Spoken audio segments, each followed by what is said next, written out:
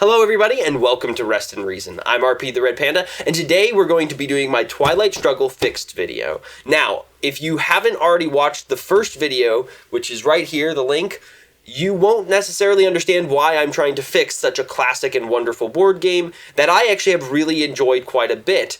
So please go over and watch that other video to get my explanation of why I think it needs to be fixed. And definitely, if you agree or disagree with what I say about this game and why I think it needs to be fixed, make sure to put it underneath that video so I can respond and we can have a conversation about it. Because that is one of my biggest goals about this channel, to have conversations with you. So with that out of the way, let's go ahead and get straight into my fixes. We're going to start with my fix to the card system. So let's go ahead and take a look at that. First of all, we have my change to the card system. So if you notice, I divided them into early, mid, and late war, just like you do in the normal game. But I also divided it by the number of stars, including the scoring ones, which technically have no number in the star.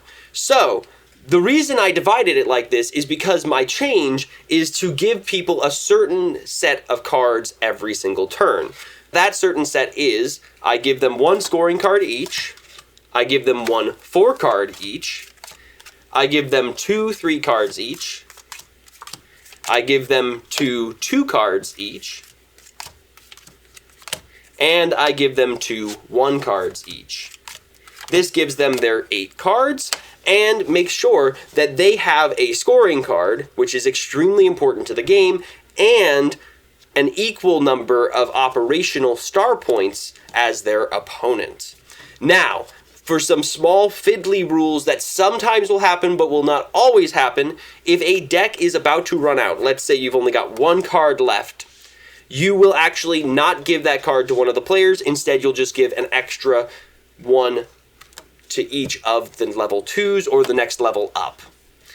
In addition to this, if you are completely out of cards in the 1 section, then from then on you will just make sure that you give them extra 2s instead of the 1s, and so on and so forth. If you eventually got to the point you needed to do that with 3s, you always give them more of the one above it if you've run out of the one below it.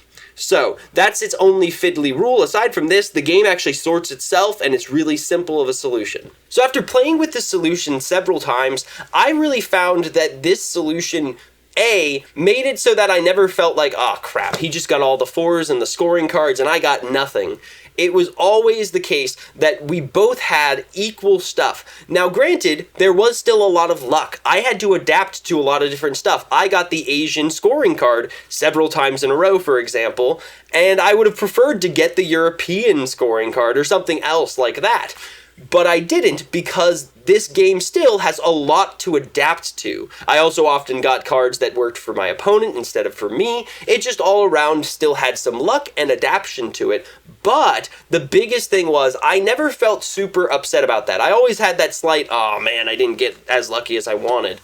But I always knew that I had the same amount of power as my opponent. And in a game of head-to-head struggle, where your goal is to have this battle of minds and of wits and this ability to adapt, but not adapt in the sense of like, well, I just have it way worse than you, that really works with how Twilight Struggle wanted to work. Now, if you disagree with my changes, I would love for you to comment underneath and let me know why you agree or disagree, and make sure to hit that like button if you do agree, or even if you just enjoyed joining the discussion, because you're not saying, oh, I like your opinions by hitting that like button. You're saying, I liked this video and what it starts, which I hope is the conversation.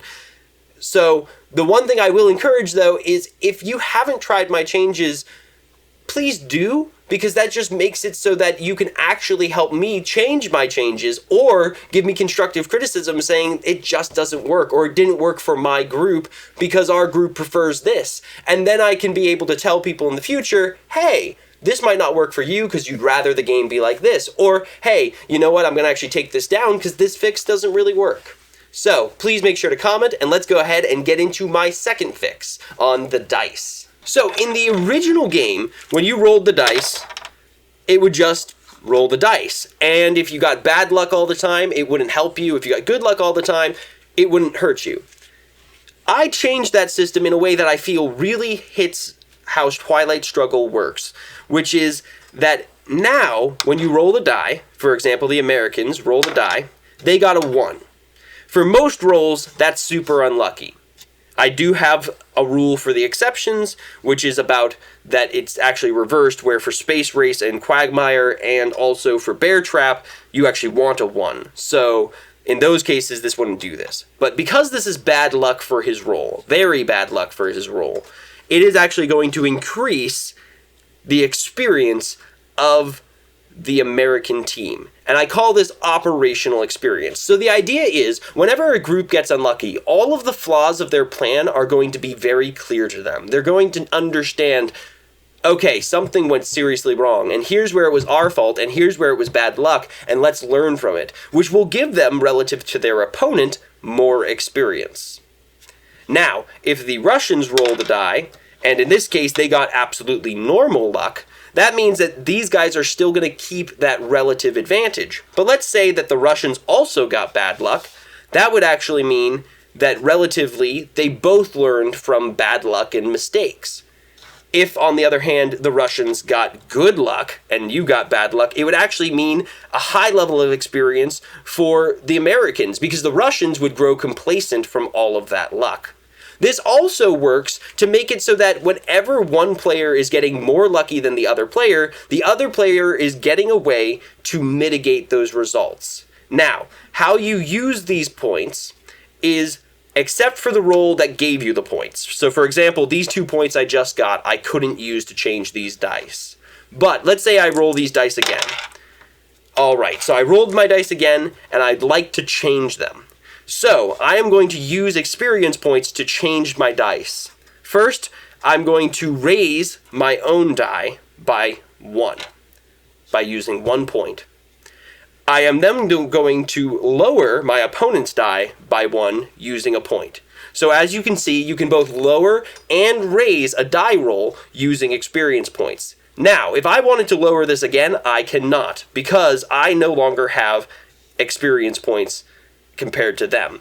I'm using that experience I've stored up over time to beat them in an operation. It made it feel so much like Twilight Struggle, where it's that back and forth, and 1 minute somebody's got an advantage, and the next minute the other person has an advantage. And it just worked so well, while still allowing for so much luck and so much adaptation. And there were so many times that I sat there going, I should have used my experience points and I didn't. And that's what you want with Twilight Struggle. You want those decisions where afterwards you feel like, did I do the right thing?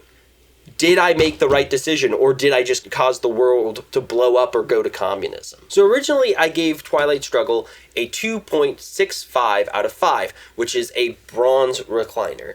And the reason I thought that it got this specific recommendation was you have to find people who like a long game with a lot of adaptive strategy and that has a lot of luck.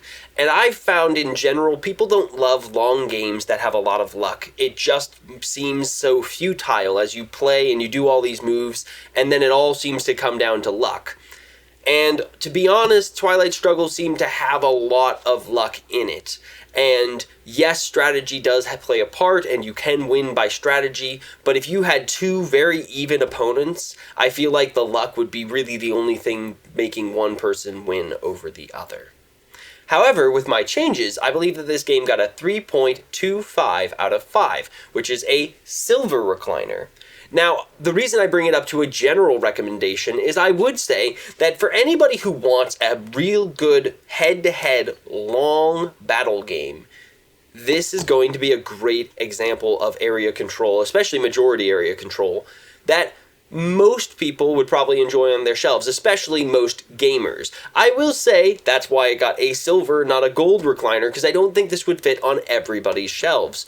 But I know for me, I, at least at the moment, am planning on keeping this on my shelf because it's actually the type of game I really enjoy playing, despite the fact that I know it won't be the game that most people are maybe going to want to play. These are my changes. Like I said, please make sure to comment and like this video if you are enjoying these conversations that I'm starting. It's not about liking it for whether you agree, it's about liking it for what it is. It's trying to challenge board games to be better, which means I want you to challenge me to do better at fixing them. So please try out my fixes so you can tell me why they don't work or why you think that they need to be changed. I would love to understand that, and so that I can be better, just like I'm trying to challenge challenge board games to be better. Please make sure to hit that subscribe button, that notification button, and as I said, that like button. And if you'd like to support us financially, we would really appreciate that, especially around the holiday season. So please click on our link to our Patreon page. We have a bunch of cool stuff I'd love to use, especially conversational stuff. And for the holiday season, I have a special Patreon tier where I actually give some advice personally for you and your game brood on what games I think you might like. Please head on over there, and thank you so much for joining us today on Rest and Reason.